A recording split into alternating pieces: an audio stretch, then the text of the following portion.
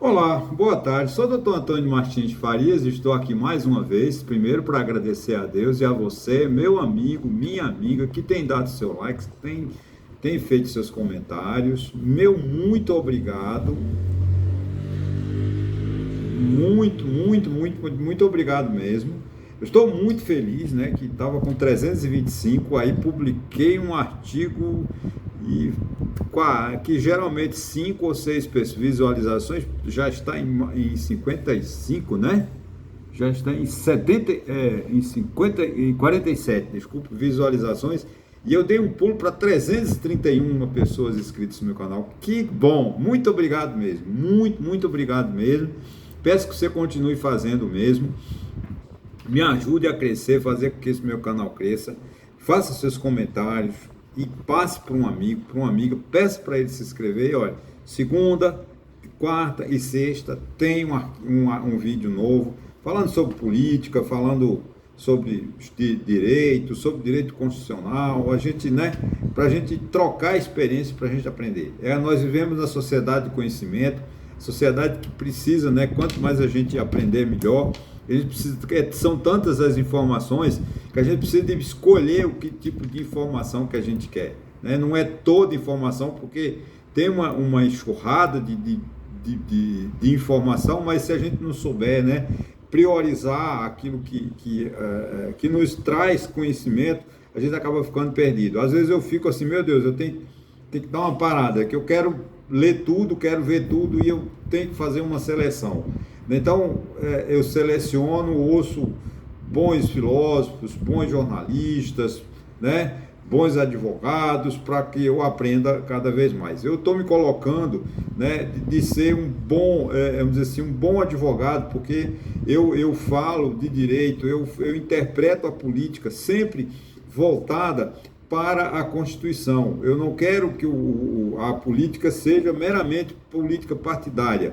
Eu aplico a Constituição à política, porque é fundamental, né, que o Estado brasileiro haja, né, os seus órgãos, que é composto de pessoas, né, porque os órgãos, Ministério da Fazenda, Presidência da República, são instituições, são o que a gente chama de entes ônticos, que eles são criados para organizar, para administrar a nossa complexa sociedade. Então, quanto mais houver transparência, quanto mais houver boa vontade dos políticos, né, respeitando sempre a Constituição, mais correta, mais econômica ficará o custo, né, do nosso custo, vamos dizer assim, nosso custo administrativo. Porque o Brasil é de todos nós, né? Nós somos os responsáveis pela administração. Então, toda essa desordem econômica, desordem social, violências nas escolas, é fruto ou são frutos, né, de negligências, né, dos governantes e da sociedade que vai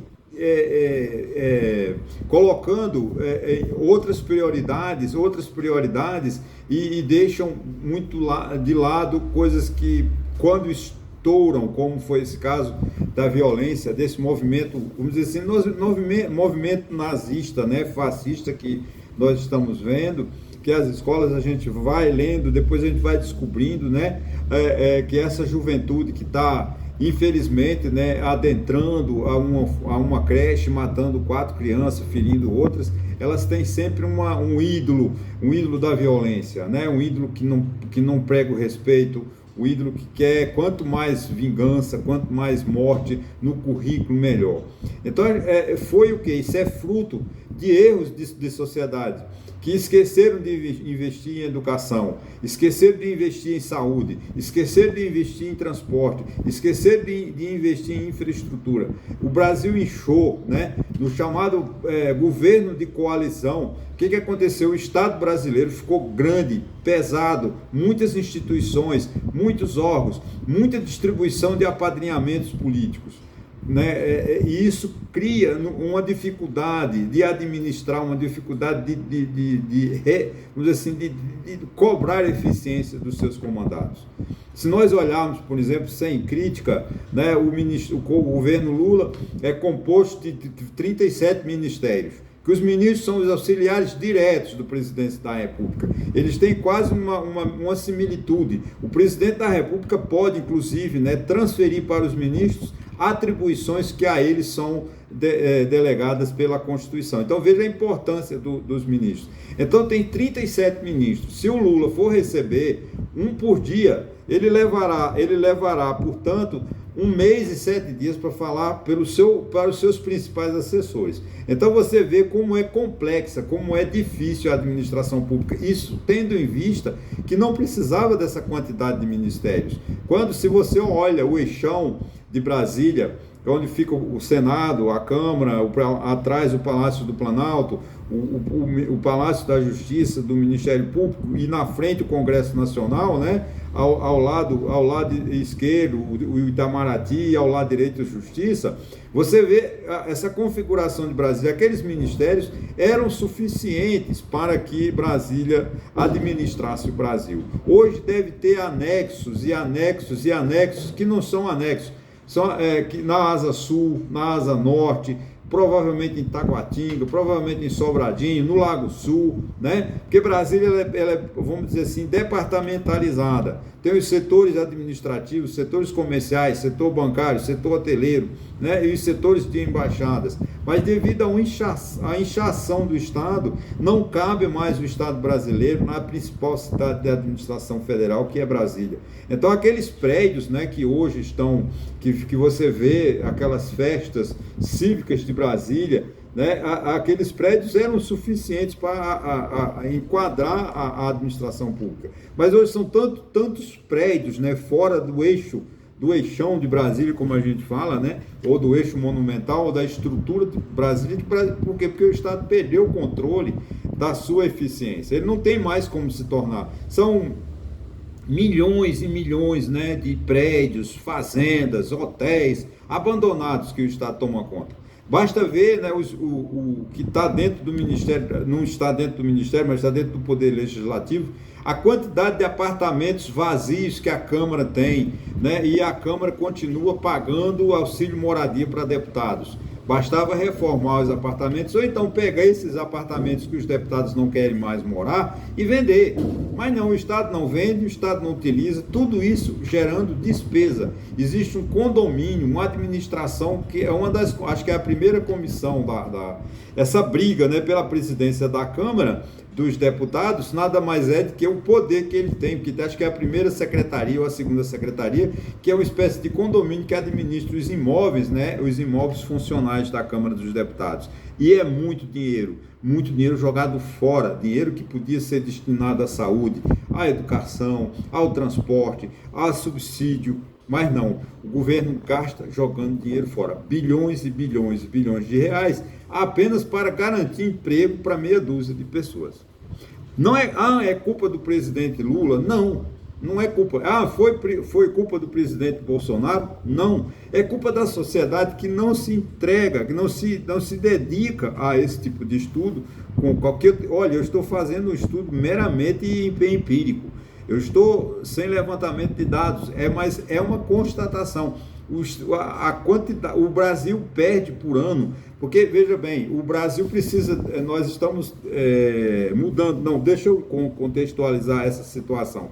O Estado brasileiro está inadministrável, porque é muito complexo devido ao seu inchamento, o seu crescimento, vamos dizer assim, crescimento na horizontal. Cria órgão, e administrar todo esse complexo é muito caro e muito difícil, e a ineficiência. Então o Estado não oferece melhores serviços ao pobre, porque já é pobre. Então o que ele diz assim, a gente vivendo bem aqui em Brasília, o pobre chegue lá. Se a gente manda investir R$1.000 em saúde, chegue só R$57 lá para o pobre.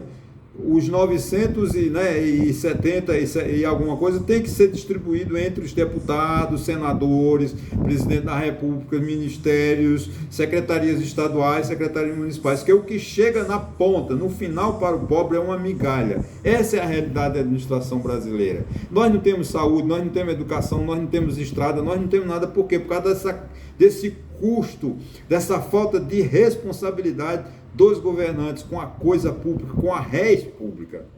Então, o chamado, que eu ainda falarei sobre isso, tem um livro de um professor da Fundação Getúlio Vargas, no Rio de Janeiro, chamado, acho que é Presidencialismo de Coalizão. Desculpa, eu não sei o nome do autor. Mas esse livro, ele fala exatamente, porque é o governo do PT, tem 37 ministérios e ainda não atendeu à sede, à ganância dos partidos políticos. Você vê, nós estamos hoje estou gravando no dia 11 de abril, esse vídeo vai ao ar amanhã, no dia 12 e outro na sexta-feira, né?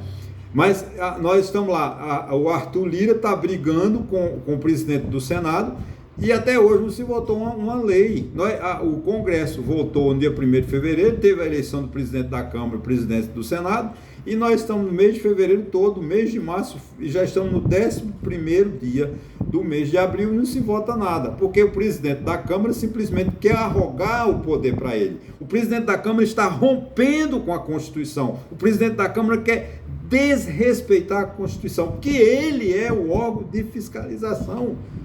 Gente, é um absurdo. Agora, por que o Arthur Lira está fazendo isso? Para ter poderes, para dominar, para chegar para o Lula e dizer, eu voto que você me paga. É assim, gente, infelizmente é assim. Então você me dá o Ministério tal, me dá a Sudene, me dá a Codevasp, me dá o Banco do Nordeste, me dá isso, me dá aquilo, que eu voto. Isso acaba com o país. Vem o presidente, o filho de José Disseu, né, que surgiu, né, que é o líder do governo na Câmara, e me diz assim, não, é normal que os partidos exijam cargos, porque no mundo inteiro é assim. Gente, tá tudo bem. Agora, que o Congresso exija cargo, mas vote os projetos e encontre uma solução de administrar melhor o nosso país. Tá, gente? Então, o que eu queria nesse vídeo de hoje é dar essa informação, né? Refletir, né? Porque esse custo do Brasil é muito grande. Isso quem paga a conta? Nossa sociedade. Você vê, nós estamos com crianças sendo assassinadas nas escolas, professoras e crianças também assassinadas na escola em São Paulo. Aí você vai fazer uma pesquisa antropológica, uma pesquisa sociológica, uma pesquisa psicológica, ou esqueci a expressão, né? Psiquiatria, e você vai encontrar distúrbios sociais. Que foi o quê? O Estado se negou a dar uma saúde decente, a dar uma saúde, uma educação adequada a essa sociedade. Porque você vê o Estado, eu já falei em vídeos anteriores, é muito fácil. O professor chega numa sala de aula mal remunerado, revoltado, porque os professores no Brasil ganham mixaria, né? Os professores municipais que têm um piso, os municípios de safadeza, não querem pagar, né? Não sei se já estão pagando ou não, mas eles não querem. Tem o piso das enfermeiras, da enfermagem, eles também não, gente, tem condições de pagar, mas é como dizer, o que destina-se ao pobre. De cada R$1.000 que sai de Brasília, chega aqui 50, porque os 950 é para eles, é para os ricos, é para indicar emprego, para indicar diretoria de estatal. E isso, essa distribuição toda, chega para o pobre o pior. Os hospitais não têm lençol, os hospitais não têm colchão, os hospitais não têm remédio. As pessoas, você chega num hospital aqui em Santa Cruz de Capibaribe, chega num hospital em Taquaritinga do Norte, você morre, porque não tem remédio. Eles só te dão remédio para você não ter dor. Que eles já desenganam, olha, sua mãe vai morrer, seu pai vai morrer, e a gente só vai dar a injeção para ela não sofrer. Ele toma a injeção e espera a pessoa morrer. Quando se tivesse um hospital particular, se o povo tivesse dinheiro de pagar uma melhor, talvez essa pessoa vivesse mais. Mas infelizmente é assim. Aí você vê, não tem lençol, não tem cama, as pessoas no chão, os pacientes no chão. Se você for, é porque ninguém vai. A imprensa não vai, a grande imprensa não vai no Hospital Regional de Caruaru ver pessoas no chão há anos esperando uma cirurgia e sentadas no chão. Elas estão lá às custas do SUS, sentadas no chão, dormindo no chão, esperando que o SUS faça uma cirurgia que ele não faz. E a sociedade se cala. Então esse complexo Brasil, ele está precisando de reforma. Você vê, eu estava vendo agora um dado de 2021, né? O Brasil precisa estar usando 4,65% do PIB sob subsídio, ou seja, dá em torno de 346 bilhões de reais. que o Brasil deixa de arrecadar por ano para dar para empresas nem sempre geradoras de emprego, nem sempre geradoras de tecnologia, nem sempre, porque ele simplesmente diz, olha, vou dar subsídio para você se instalar na Zona Franca de Manaus, vou dar subsídio para você não desempregar ninguém, só que essas empresas, o lucro delas é exorbitante, mas o resultado é zero, nós não aumentamos o emprego, nós não aumentamos a nossa tecnologia, nossa tecnologia está ultrapassada, não tem investimento em tecnologia no Brasil. No entanto, se gasta 346 bilhões de reais, 4,65% do PIB. Do PIB é tudo que se produz no país durante um ano, durante um mês, durante um dia, e assim sucessivamente. Então, a gente tem que dizer, olha, chega, né? Vamos, e também tem uma coisa, esse subsídio pode ser, vamos acabar de amanhã. Não, tem que ter um planejamento. Por exemplo, eles querem chegar nessa mesma grande conta de 346 bilhões que eu vi hoje no site do Ministério da Fazenda, em 2029, com 2,5% do PIB, que é um valor razão, é 4,65%. E nem sempre são subsídios que vão beneficiar o pobre. São subsídios para beneficiar grandes empresários. Vem a reforma do presidente, não vou entrar em crítica, não estou criticando o governo do PT, mas agora está tomado o arcabouço fiscal, que nada mais é do que uma âncora, né? Vamos dizer assim, uma explicação, por que não vou gastar 100% do que eu arrecado. De cada 100 reais eu vou só gastar 70, 30 vai ser para garantir o pagamento de juros e do principal do meu débito. Na realidade é isso. Mas o Brasil crescendo 1% ao ano, quando é que vai sobrar receita? Vamos aumentar a arrecadação. Como aumentar a arrecadação? Só tem um jeito de aumentar a arrecadação, criando novos tributos. Mas isso não pode. Uma hora isso vai ter que explodir. Tá? Porque esse plano que o Bolsonaro, que o Haddad está dizendo que vai mandar para o Congresso, para que seja votado tal do arcabouço fiscal, ele não é execuível, é uma promessa, não vai ser cumprido, porque não tem como o governo sair de um déficit de 130 bilhões, né, para um superávit, porque sem haver um grande corte nas despesas e um aumento da receita. O aumento da receita só se dá através de aumento de tributos. Se ele se recusar a aumentar tributo, infelizmente, esse plano vai ser apenas mais um para inglês ver, essa expressão que nós usamos. Então, a sociedade precisa de dizer o que quer, a sociedade precisa, né, de cobrar melhor uma eficiência da administração pública. Nós precisamos de discutir, não é ir para... Veja, eu não estou pregando revolução, destruir, não, como fizeram no dia 8 de janeiro, aquela estupidez, quebraram o Senado, a Câmara, o Palácio do Planalto, o Palácio da Justiça. Não, isso não vai levar a lugar nenhum. O que leva é a gente mudar a nossa postura política, né, de cobrar dos nossos deputados. Deputado, o senhor é do Centrão, então eu não voto mais no senhor. O senhor está cobrando cargos? Não quero mais. Porque não dá. Acho que a Câmara, ela tem todo o direito de exigir lá, o Arthur Lira ele tem lá 142 deputados, o Bivar tem acho que 50, o Kassab não sei quantos tem. Gente, mas política não é para trazer empresários ricos, não é para fazer Kassab mais rico, não é para fazer Bivar mais rico, não é para fazer Arthur Lira rico. Política é para melhorar, é uma ideologia, melhorar as condições de vida das pessoas. Então não pode o Arthur Lira sentar em cima dos projetos de lei e ficar estupidamente querendo desrespeitar a Constituição e não votar nada. Nós estamos hoje no quase quarto mês, já no 11º dia do quarto mês do ano, sem votar nenhuma lei. E tem muitas medidas provisórias que a estrutura, que a reforma política que o Lula fez, né, a reforma administrativa, que é a composição dos ministérios, se não for votado urgente, ele vai ter que recomeçar de novo. E tudo isso tem uma coisa chamada despesa. Quanto mais o Arthur Lira insiste em não votar nada, porque está querendo que a Constituição seja desrespeitada, mais prejuízo para a gente, mais dificuldade para o povo, mais dificuldade para o Brasil. Então a gente precisa de repensar e refletir. Não estou pregando a revolução, não quero quebrar nada, Porque quando eu quebro uma lâmpada, eu estou quebrando o meu dinheiro. Quando eu quebro um meio-fio, estou quebrando o meu dinheiro. Quando eu estrago uma estrada, eu estou quebrando o meu dinheiro, porque o Brasil é meu, o Brasil é nosso, o Brasil é de todos os brasileiros. Agora a gente precisa de cobrar dos políticos maior honestidade, maior transparência nos seus gastos, começando pelos municípios. Não podemos deixar os municípios da forma desregulamentada como estão. Os municípios gastam fortunas e não prestam conta à sociedade. Isso é uma coisa que tem que acabar, porque nós precisamos de sair dessa ideia de fazer prefeito rico. O cara é pobre, pobre, não tem, como diz aqui no nordestino, um pau para dar no gato, desculpa o termo que gera um pouco de violência, e sai da prefeitura rico. Isso não pode acontecer, tá? Isso é um exemplo que mais acontece. O Brasil precisa de reforma, mas precisa de começar por baixo, começar pelas prefeituras e deixar de cobrar eficiência.